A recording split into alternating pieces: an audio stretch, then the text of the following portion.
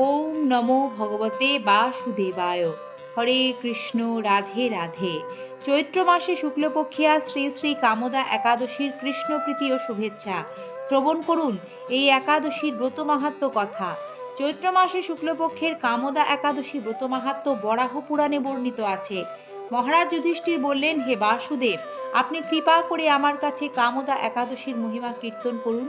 শ্রীকৃষ্ণ বললেন, হে মহারাজ, এই একাদশী ব্রত সম্পর্কে এক বিচিত্র কাহিনী বর্ণনা করছি, আপনি এক মনে তা শ্রবণ করুন।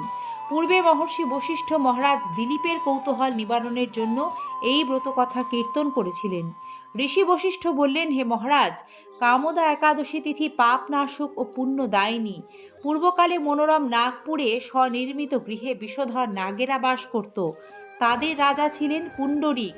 গন্ধর্ব, কিন্নর ও অপ্সরাদের দ্বারা তিনি সেবিত হতেন।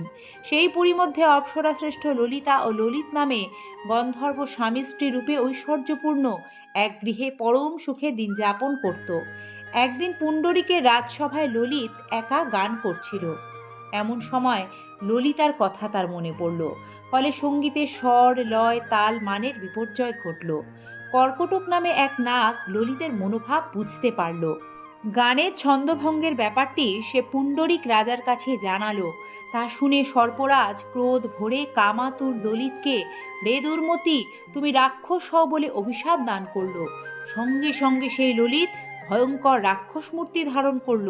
তার হাত 10 যোজন বিস্তৃত, মুখ পর্বত গুহা তুল্য, চোখ দুটি প্রজ্বলিত আগুনের মতো, ঊর্ধ্বে 8 যোজন বিস্তৃত প্রকাণ্ড এক শরীর সে লাভ করল। ললিতের এরকম ভয়ঙ্কর রাক্ষস শরীর দেখে ললিতা মহা দুঃখে চিন্তায় ব্যাকুল হলেন। স্বেচ্ছাচারী রাক্ষস ললিত দুর্গম বনে ভ্রমণ করতে লাগলো। ললিতা কিন্তু তার সঙ্গ ত্যাগ করল না।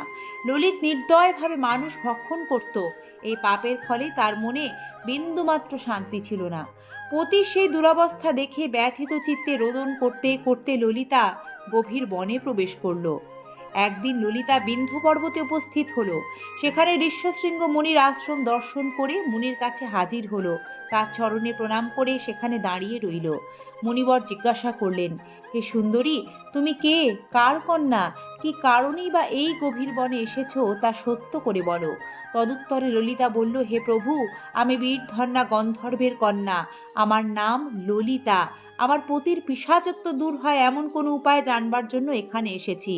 তখনই ঋষি বললেন, চৈত্র মাসে শুক্লপক্ষের কামদা নামে যে একাদশী আছে, তুমি সেই ব্রত যথাবিধি পালন করো। এ ব্রতের পুণ্য ফল তোমার স্বামীকে অর্পণ করলে তৎক্ষণাৎ তার সমস্ত পাপ বিনষ্ট হবে। বশিষ্ঠ ঋষি বললেন, হে মহারাজ দিলীপ, মুনির কথা শুনে ললিতা আনন্দ সহকারে কামদা একাদশী পালন করল।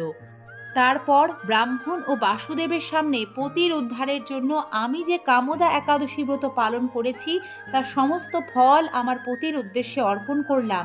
এই পুণ্যের প্রভাবে তার পিশাচত্ব দূর হোক, এই কথা উচ্চারণ মাত্রই ললিত সাপ মুক্ত হয়ে দিব্য দেহ প্রাপ্ত হলো। পুনরায় গন্ধর্ব দেহ লাভ করে ললিতার সাথে সে মিলিত হলো। তারা বিমানে করে গন্ধর্বলোকে গমন করলো। হে মহারাজ দিলীপ, এ ব্রত যত্ন সহকারে সকলেরই পালন করা কর্তব্য।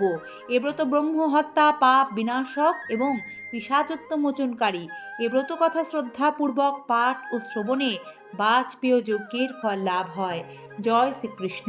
শ্রীকৃষ্ণ কৃপায় সকলের মঙ্গল হোক। সকলকে ধন্যবাদ কামদা একাদশী ব্রত মাহাত্ম্য কথাটি সম্পূর্ণ শ্রবণ করার জন্য। আজ তাহলে অনুমতি দিন, আবারও দেখা হবে আগামী কোনো সনাতনী বার্তার সাথে নতুন পর্বে। ধন্যবাদ, নমস্কার।